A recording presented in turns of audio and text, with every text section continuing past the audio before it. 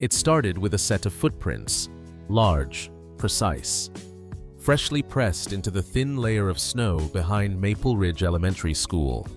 At first, the janitor thought they belonged to a big dog, but as he followed the trail past the swings and down to the dumpster, something about the shape made him stop. 4 toes narrow, stride deep pressure at the front pads. He knew that print a wolf's. By morning, the rumor spread faster than the winter wind. "Did you hear a wolf's been seen near the school?" Parents texted, teachers whispered, and children watched from the windows with nervous excitement. But Ms. Harper, the young science teacher, didn't join the fear. She had grown up near the Rockies, where her father taught her to read the forest not as something dangerous, but alive. She believed fear is often born from stories we never questioned.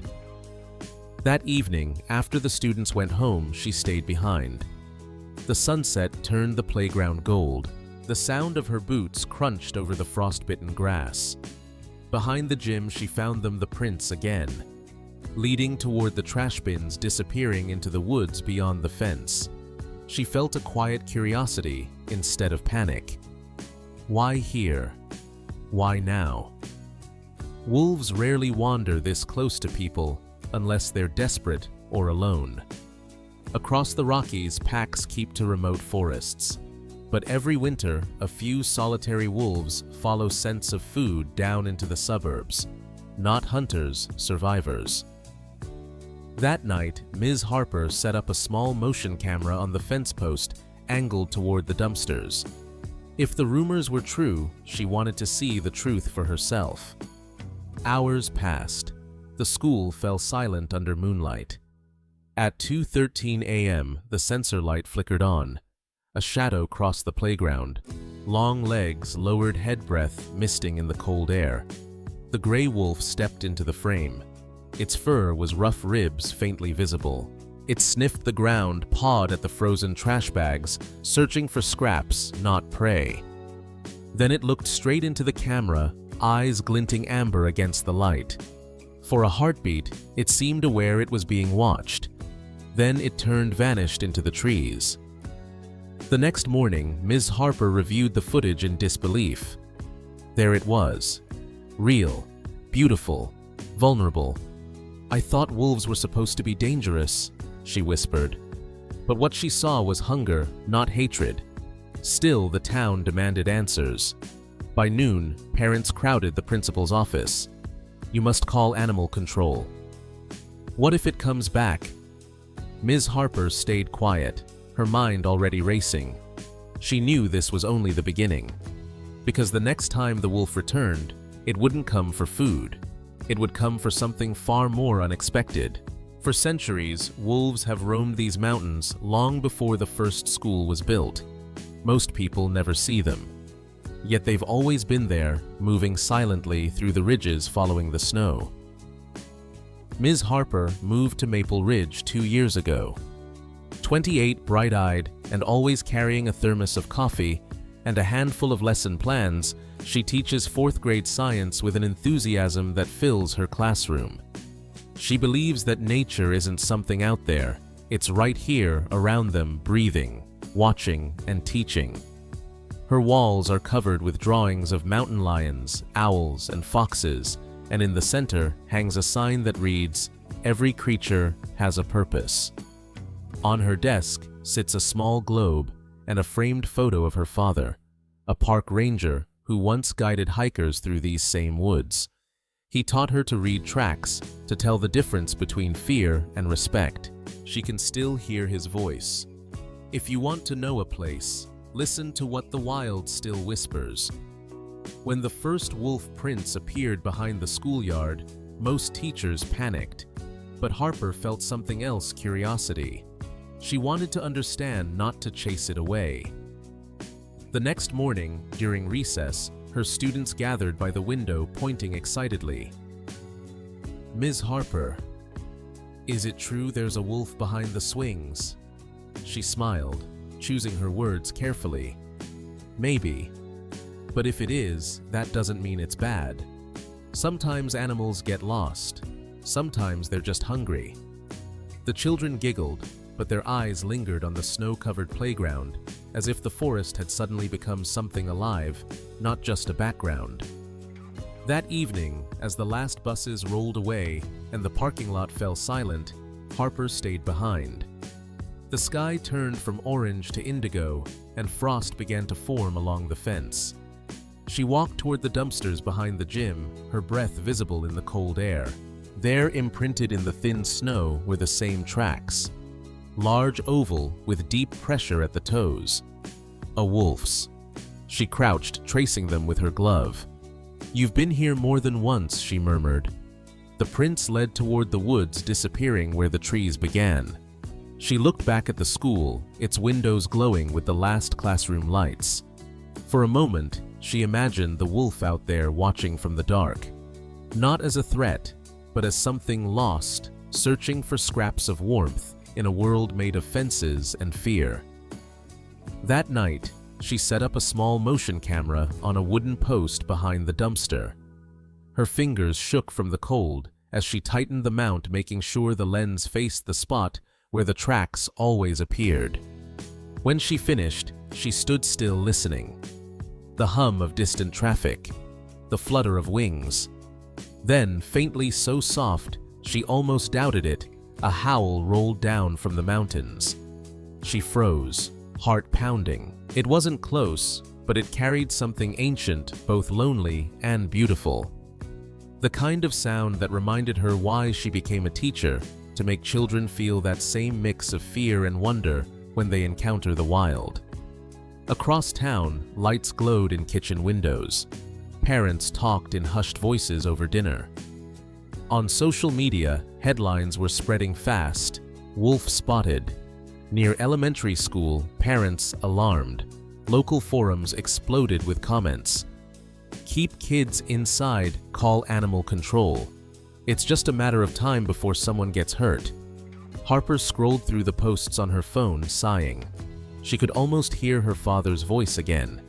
Education is the bridge between fear and understanding. She knew what she had to do. If the town wouldn't see the truth on their own, she would show it to them. As night deepened, the school sat under a blanket of silver light. The red sensor on her camera blinked patiently in the dark.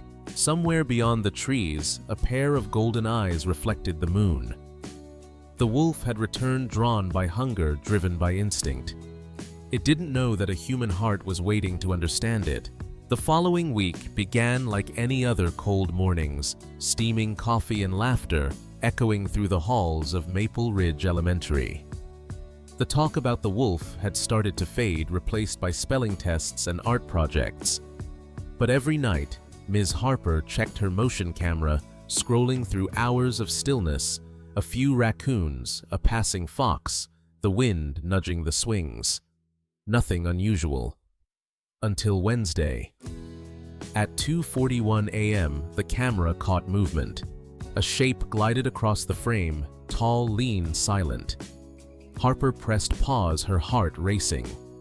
The image was blurry, but clear enough to recognize the powerful build, the fur matted from snow. The gray wolf had returned. She leaned closer to the screen. The animal moved cautiously, sniffing the air, scanning the dark edges of the playground. Then it approached the dumpster.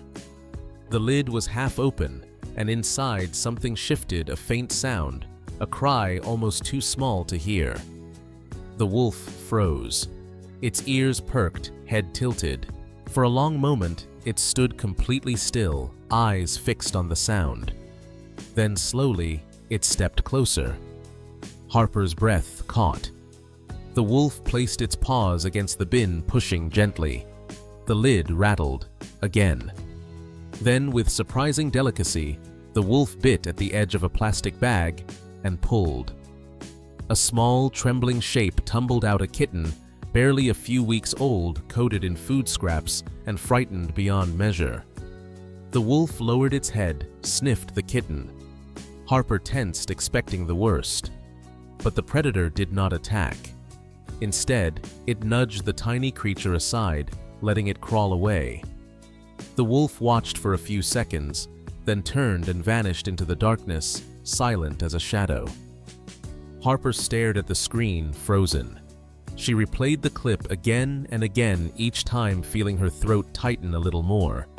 The way it had paused, the way it had chosen not to harm, there was no mistaking it. That wasn't instinct alone. That was awareness. She whispered into the quiet of her living room. "You saved it, didn't you?" For a moment, she felt as if she were no longer watching an animal, but witnessing a kind of quiet grace. The next morning, the world outside seemed different. Snow shimmered beneath the sunrise, and the air carried a fragile stillness. Harper arrived early at school, her boots crunching through frost, her camera tucked under her arm. She headed straight to the dumpster behind the gym. There, near the base, tiny paw prints dotted the snow, leading toward a patch of bushes by the fence. She followed them carefully, heart pounding. Then she heard a faint mewling sound. The kitten. It was shivering beneath a thin branch, half buried in the snow. Harper knelt, wrapping it gently in her scarf. "Hey there, little one. It's okay." The kitten's small body trembled against her hands, but it was alive. She pressed it close to her chest for warmth. As she stood, she glanced toward the forest line, tall pines standing in silence. Somewhere beyond them, the wolf was out there. Watching, maybe. She couldn't be sure. Inside the classroom, she dried the kitten with a towel and placed it in a cardboard box lined with her old sweater. Her students gathered around, eyes wide with wonder. "Where did it come from?" one asked. She smiled softly. "From a very unexpected friend." That afternoon, she went home and watched the video again, frame by frame, analyzing every movement. The precision, the hesitation, the choice. The wolf had acted with care, and for reasons she couldn't explain, that realization changed something inside her. The story of the dangerous predator that haunted Maple Ridge suddenly didn't fit anymore. What she saw was not a monster, but a survivor. A creature that had wandered too close to human fear, yet still capable of compassion. Harper stayed up late writing an email to the principal and the local wildlife office explaining what she had witnessed. She attached the footage, her fingers trembling before she hit send. The truth deserved to be seen. When she finally lay down, exhaustion pulling at her, she couldn't shake one thought from her mind: if a wolf could choose kindness, then maybe people could learn to do the same. Sometimes the wild teaches lessons no classroom ever could. That night, as snow fell quietly over the town, the motion camera blinked once more, recording the empty playground, the faint trail of paw prints, and a single set of small cat tracks following behind. By morning, word had already spread. The janitor told the principal told the staff, and by the time the first bell rang, parents were waiting at the gate. Arms folded, voices sharp with worry. "We can't have wolves near our children," one father said. "This is dangerous," another mother shouted. Inside the staff room, Harper stood quietly as the principal tried to calm everyone down. He looked tired, papers shaking in his hands. "We'll contact wildlife control. They'll handle it." Harper's stomach tightened. Handle it. She knew what that often meant. Traps, relocation, fear masked as safety.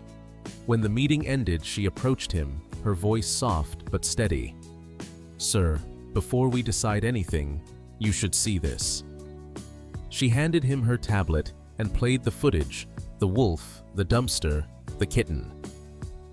The principal leaned closer, frowning at first, then slowly exhaling. "It saved the cat." Harper nodded. "It didn't attack. It didn't even eat. It just helped. I think this is a teaching moment, not a crisis." He rubbed his temples. "I appreciate your passion, but the parents are scared, and scared people don't listen to reason." That night, after the students went home, Harper sat at her desk. The kitten curled asleep in her scarf. She had named it Ash for the gray smudge of fur on its forehead. Outside, snow began to fall again, soft and endless. She glanced at the window toward the forest line barely visible through the fog. "I know you're still out there," she whispered. It was strange how something wild and unseen could feel so close. She had never met the wolf, but somehow she felt its presence like a silent understanding between two creatures trying to do the right thing in a world that misunderstood them both. The next day during science class, Harper turned the event into a lesson. On the board, she wrote in big letters, "Ire versus curiosity." She asked her students, what's the difference between being scared of something and wanting to understand it? The room went quiet. A small hand rose. "If you understand it, maybe you're not scared anymore," said Liam. Harper smiled. Exactly. The children began drawing wolves not as monsters, but as animals with stories. Some drew them howling under the moon, others beside a tiny kitten. While the students learned about coexistence, the adults struggled with it. Online comments turned bitter. "This teacher is reckless. She's putting kids at risk. It's only a matter of time." Harper didn't reply. Instead, she reached out to Colorado Parks and Wildlife, explaining the situation and asking for help. The officer on the line, a man named Reyes, listened carefully. "We know that wolf," he said. "Male, probably about 5 years old. He's been tracked through these foothills for a month. No aggressive behavior, just scavenging." Relief washed over her. "So he's not dangerous?" "Not unless cornered," Reyes said. "He's surviving. But if the community panics, things can get ugly. We'll keep monitoring. Just don't let anyone try to chase him." That evening, Harper fed Ash a small bowl of milk, watching the kitten lick greedily before curling up on her lap. Her phone buzzed an email from the wildlife office confirming that they had no plans to trap the wolf unless it posed immediate danger. She exhaled, shoulders loosening for the first time all week. Outside, the wind carried another faint howl through the night. It was distant, but calm, not a threat, but a reminder. Maybe it was coincidence. Or maybe, in some strange way, the wolf knew she was listening. Days passed. Life settled into a fragile rhythm. The wolf stopped appearing on camera, though sometimes she found new tracks in the snow near the dumpster, faint but fresh. Ash grew stronger, playful, chasing pencils across her desk. The children adored it, and soon Harper used the story to teach about ecology, how predators balance nature, how even scavengers have a purpose. But peace never lasts long when fear is nearby. One afternoon, as Harper was leaving, she noticed 2 men near the school fence. Hunters from town, their pickup parked by the curb. One held a rifle case. "Afternoon," one of them said, voice casual, but eyes sharp. "You the teacher who saw the wolf?" Harper hesitated. "Yes, I'm Ms. Harper. But you can't be here with that. We're just making sure it doesn't come back," he said, tapping the case. "For safety." Her heart pounded. "If you fire that thing anywhere near school property, you'll be arrested. The wildlife officers are already monitoring the area." The men exchanged looks, then shrugged and left muttering under their breath. She stood there long after their truck disappeared, her breath fogging the cold air, fear mixing with anger. She realized something then. Protecting the wolf wasn't just about saving an animal. It was about fighting ignorance, the kind that spreads faster than truth. That night, she checked her camera again, nothing. Just silence and snow. For the first time, she wondered if the wolf had moved on, driven away by noise and fear. But the next morning, she found something new near the fence, a single gray tuft of fur caught on the wire fluttering in the wind. She held it in her hand, the texture coarse yet soft, as if the forest itself had left her a message. "I'm still here." She placed the fur in a small glass jar on her desk beside Ash's box. To anyone else, it was nothing. To her, it was proof that empathy could cross even the wildest boundaries. In a world where fear speaks loud, kindness often whispers. And sometimes the quietest voice belongs to the wild. Winter in the Rockies can change everything in a single night. One moment, the town is quiet beneath a pale sky, and the next clouds roll in like an army. By sunset, the wind is already howling, the snow falling sideways, thick and endless. Maple Ridge closed early that day. Parents rushed to pick up their children, headlights glowing against the storm. The principal stood by the door, calling over the wind. Everyone home before dark. Harper helped her last student into a car and waved as the vehicle disappeared into the blur. When she stepped outside, the storm hit her full force. Snow cut across her face, the air biting like glass. She wrapped her scarf tighter and glanced toward the tree line behind the school. Even through the curtain of white, she thought she saw something move. A shadow, large, slow. She hesitated, then shook her head. "Not tonight," she murmured, hurrying to her car. But as she drove away, her phone buzzed the motion camera app. A red notification blinked. Movement detected. Her hands trembled slightly as she parked again, engine running. The video loaded. Through the pixelated haze of snow, she saw the gray wolf back again, stumbling near the dumpster, its fur coated with frost. It looked weak, limping. Then came a crash. The metal roof of the maintenance shed beside the bins had partially collapsed under the snow, trapping the wolf's front paw beneath a heavy beam. For a long moment, the animal struggled, teeth bared, eyes wide with panic. Then it stopped moving, breath ragged, chest heaving. Harper's pulse raced. She knew what the authorities would say: eat away, wait for animal control. But she also knew how long it might take them to arrive in a blizzard like this. Minutes could mean life or death. She turned off the ignition, grabbed her coat, and stepped into the storm.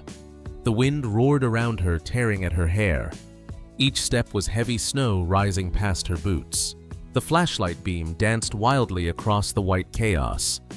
When she reached the schoolyard, visibility was near zero, but she followed instinct and the faint outline of the shed ahead. She called out softly, "Easy. I'm here to help." Her voice vanished in the wind. Then she saw it, the wolf half buried in snow, one paw pinned under the beam. It lifted its head weakly, eyes catching the light. For a second, neither moved. Human and wolf staring at each other through the storm. Fear gripped her chest, but something deeper pushed back the memory of the video, the kitten, the quiet mercy of that night. She knelt slowly, keeping her distance, and spoke again. "It's okay. I'm not going to hurt you." The wolf growled softly, not in rage, but in pain. Harper took out her phone with numb fingers, calling the emergency number for Colorado Parks and Wildlife.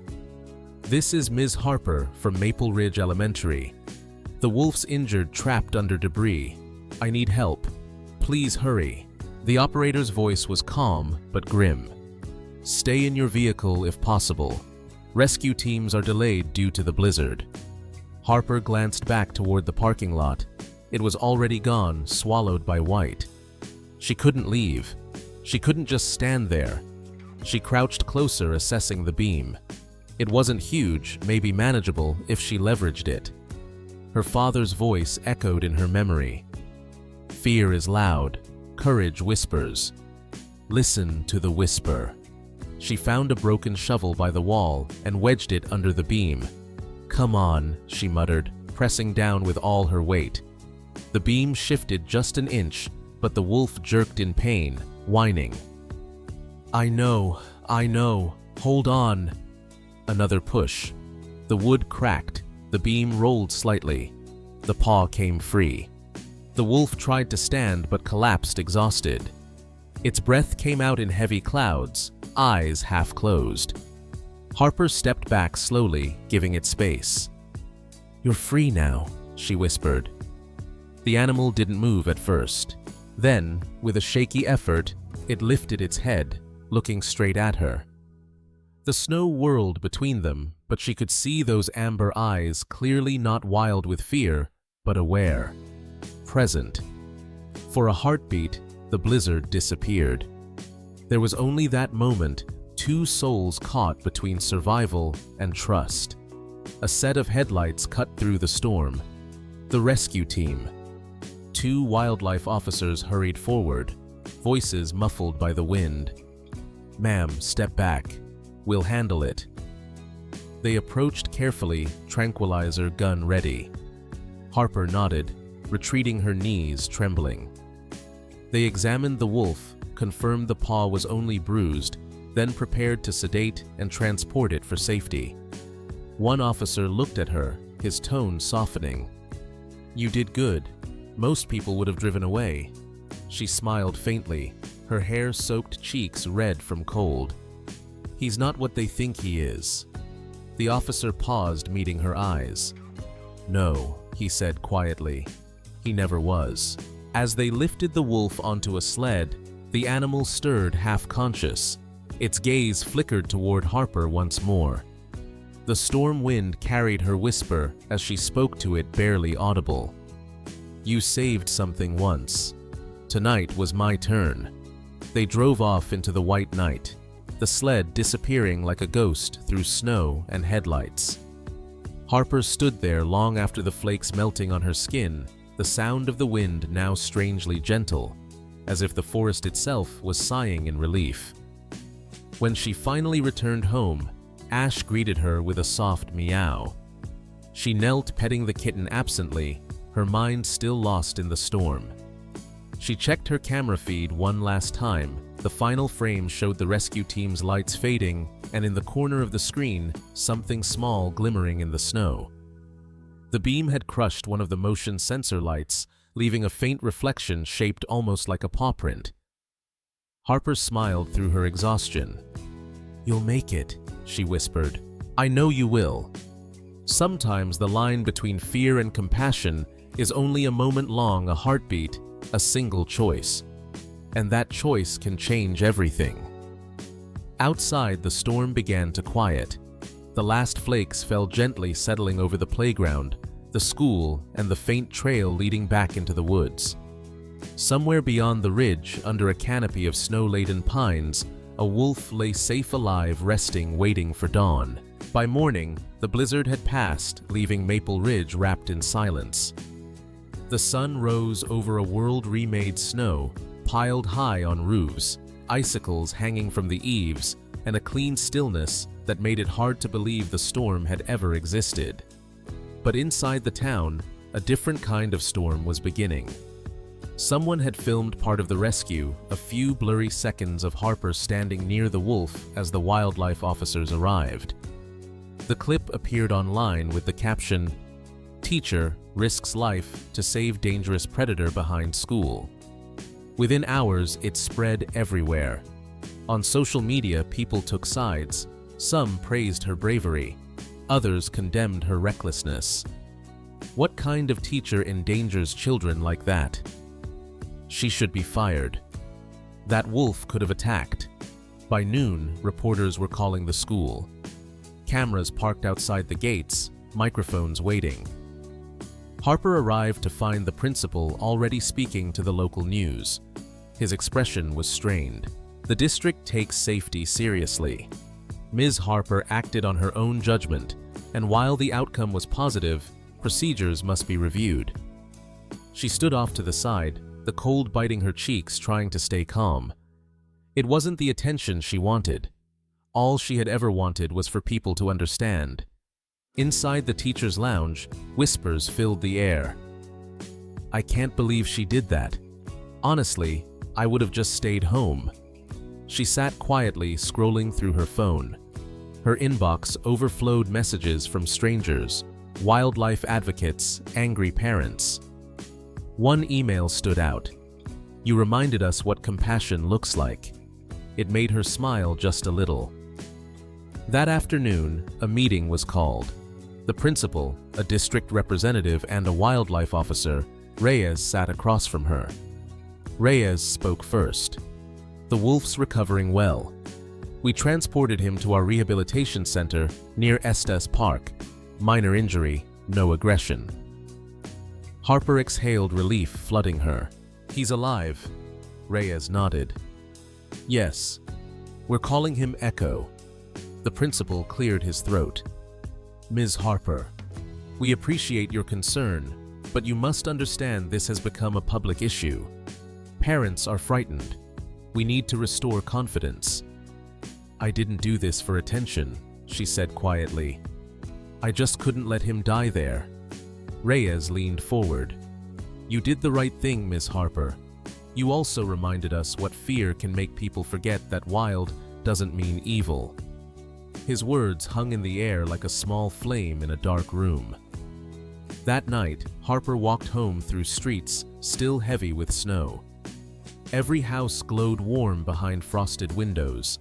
She could hear laughter inside families, safe children sleeping, and she wondered how many of those same homes still whispered about her. She paused by the edge of the forest where the school lights faded. The trees stood silent under the moon. Somewhere beyond them, Echo was healing. She thought of his eyes, the way he had looked at her not as prey or threat, but as something he recognized. Maybe the wild had been speaking to her all along. Not through words, but through silence, through the way it endured misunderstanding, yet kept returning. A few days later, the town board invited her to a public forum, a safety discussion. The auditorium filled with parents, reporters, and curious neighbors. On stage sat the principal officer Reyes and Ms. Harper.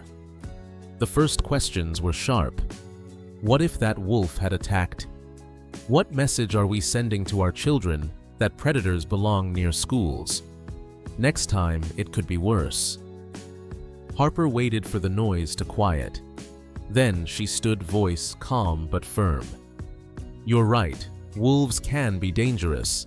Any wild animal can. But what we saw wasn't danger. It was misunderstanding. That wolf came here because we left food in the open, because hunger doesn't know fences. It didn't come for us. It came for survival." Murmurs spread through the crowd. She continued, her tone softening. That night, it had every reason to hurt, to lash out. But it didn't. It chose to trust just long enough for us to save each other. Maybe the lesson isn't about wolves. Maybe it's about us. The room fell silent. Even the most skeptical faces seemed uncertain. Reyes nodded subtly from his seat. After the meeting, a few parents approached her quietly. One mother said, "My daughter told me she wants to draw wolves for her art project now. She said they're not bad, just lonely." Harper smiled. That's how it starts, with one story. Over the next week, she worked with Reyes and the school board to organize something new, an event called Understanding the Wild. It would be held in the gymnasium, open to everyone in town.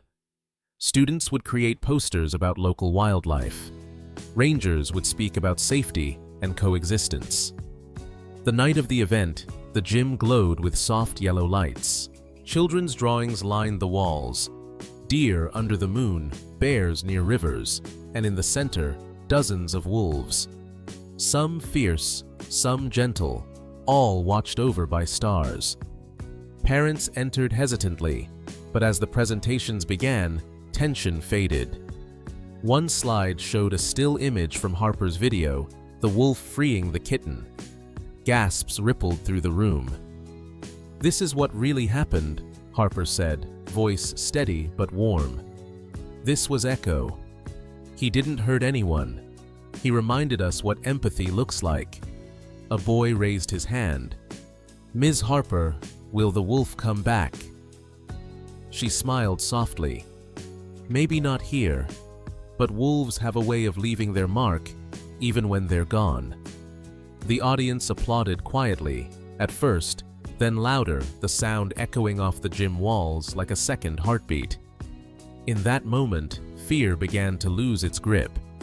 The town that once whispered about danger was now listening to understanding. And for the first time, Harper felt that Echo's howl had truly reached them. Weeks passed and winter began to fade. The snow receded from the rooftops, revealing patches of brown earth beneath the melting white. The story of the wolf Echo, as the wildlife officers called him, had settled into local legend. The news cameras were gone, the gossip quieted, and life at Maple Ridge returned to its rhythm. But for Ms. Harper, something had changed forever. Every morning, she would glance toward the forest line behind the school, as if expecting to see those amber eyes again. Every night, she still checked her inbox, hoping for an update from Officer Reyes. Then, one day, it arrived. The email was short. Echo has fully recovered. He'll be released back into the Rockies tomorrow at dawn. You're welcome to attend if you'd like. She read the message 3 times, her hands trembling slightly. It felt like the closing of a chapter, the kind you're not ready to finish, but know must end. The next morning before sunrise, Harper drove along the mountain road toward the rehabilitation center. The sky was still dark, a faint silver rim glowing over the ridges. The air smelled of pine and cold stone. She parked near a fenced clearing where the wildlife team waited. Snow crunched beneath her boots as she approached. Reyes greeted her with a nod. "You made it." "I had to," she said softly. "I couldn't let him go without saying goodbye." He gestured toward a transport crate at the edge of the field. Inside, Echo stood calm but alert, his fur thick and shining, now eyes reflecting the pale dawn light. For a moment, Harper forgot to breathe. He looked stronger, whole again. Reyes smiled faintly. "You gave him that chance." She stepped closer to the fence, her heart aching with an emotion she couldn't name. Gratitude, maybe, or recognition. "Hey there," she whispered. "You remember me?" The wolf's gaze met hers through the bars. No sound, no movement, just that steady, timeless look, as if the forest itself were watching her through his eyes. When the team unlatched the crate, Echo didn't bolt. He stepped out slowly, sniffing the air, taking in the scent of pine and snow. His breath clouded in the morning chill. Then, without a sound, he turned toward the mountains. Harper watched him walk, not as a captive leaving, but as something returning home. His paws pressed into the soft snow, each step lighter than the last, until he stopped at the tree line and looked back one final time. The wind picked up, carrying his faint howl through the valley. It wasn't a cry of pain, but of freedom. Tears blurred her vision. She whispered into the wind, "Goodbye, Echo." In that moment, she realized something simple yet profound doesn't always mean keeping. Sometimes it means letting go, trusting that what you saved can now save itself. Reyes placed a hand on her shoulder. "He'll be okay. They always find their way back." She nodded, still staring at the horizon. "Maybe we all do." Later that week, Harper returned to her classroom with a small flash drive. She plugged it into the projector, and the video of Echo's release filled the screen. Her students fell silent, watching as the wolf disappeared into the mountain fog. When the clip ended, no one spoke. Then, little Liam raised his hand. Did he look back? Harper smiled gently. "Yes, just once." The class erupted in soft gasps. Another student whispered, "Maybe he was saying thank you." She looked at their faces, wide-eyed, curious, unafraid, and felt a warmth bloom in her chest. The fear that once filled this room had been replaced by understanding. Children are born without fear of the wild. It's the world that teaches them to be afraid. But if the world can teach fear, it can also teach empathy.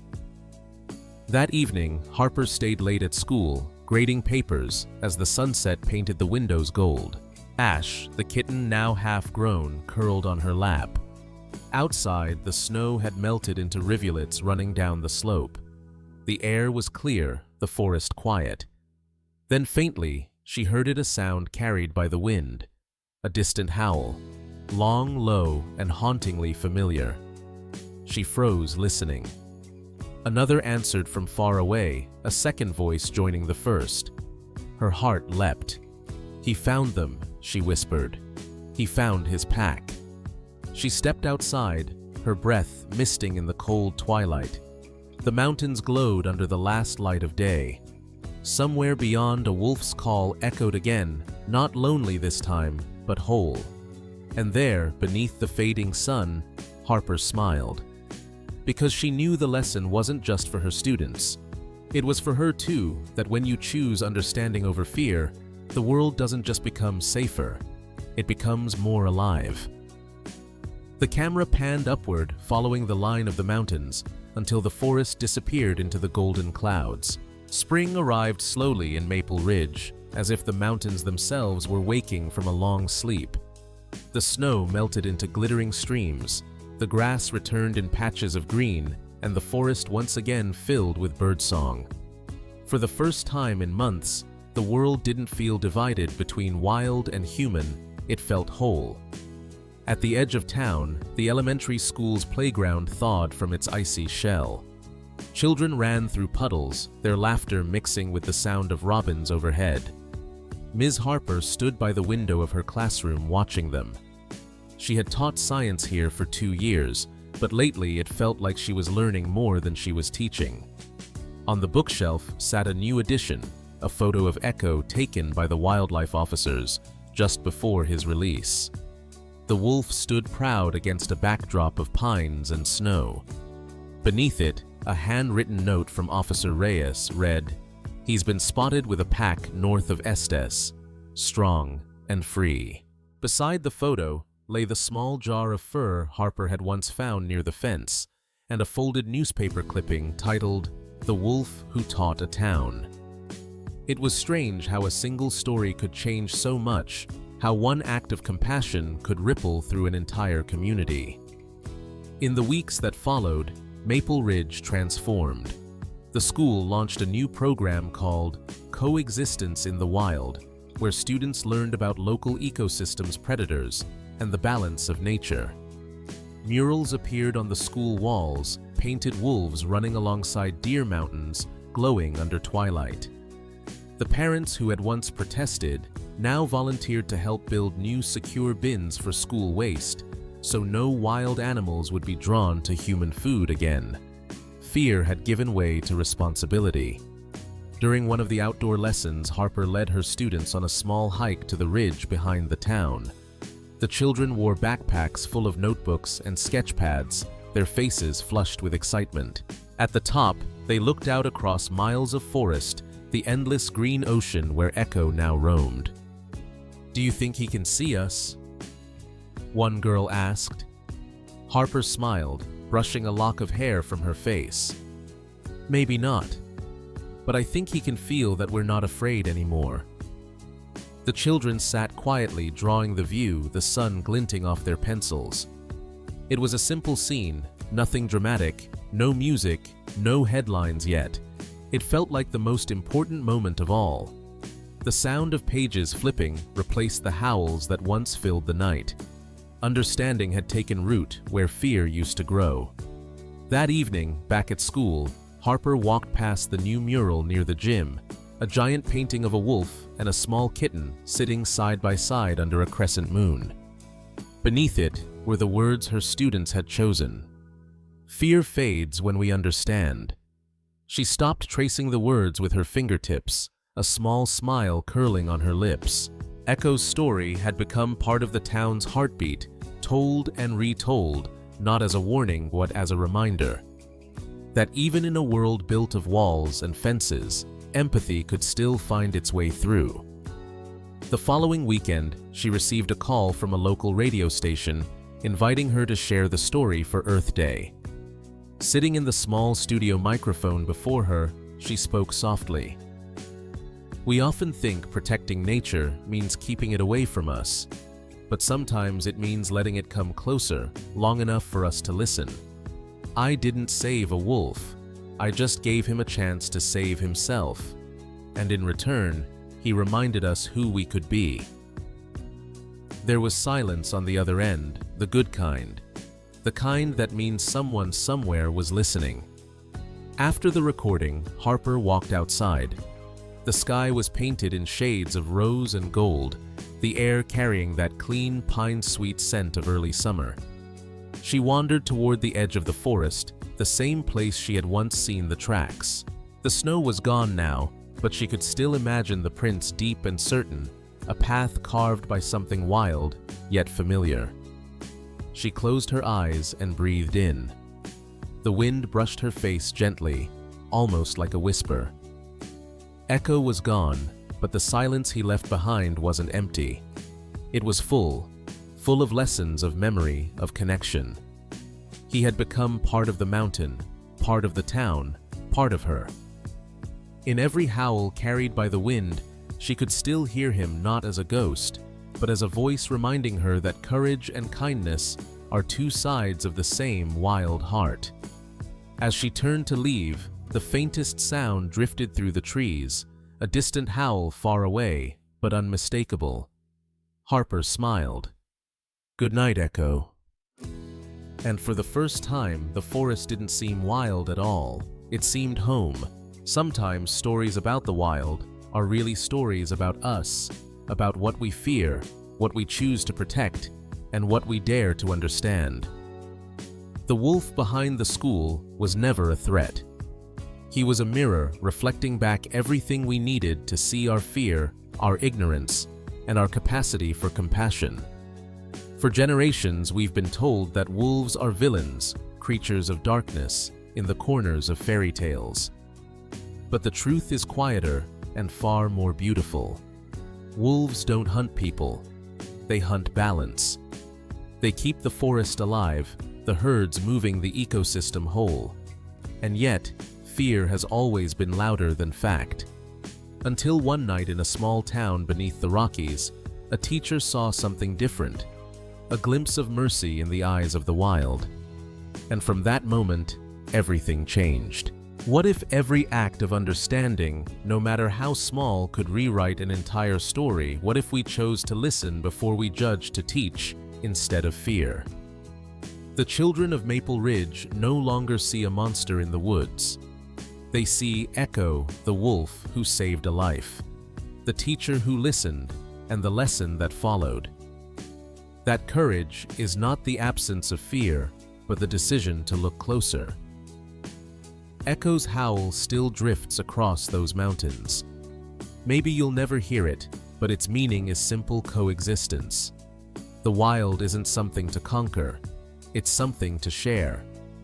If you stand still long enough, you might notice the same wind that carries your breath also carries theirs. The same earth that holds your footsteps holds their prints too. We are not separate stories. We are the same book, just different pages of life trying to find our place in the same world. So, the next time fear whispers, remember Echo. Remember that behind every story of danger, there might be one of hope. Behind every fence, there might be something worth understanding. And behind every school, every home, every heart, there's still a bit of the wild waiting to be respected, not feared. Because fear divides us. But understanding that brings the wild home.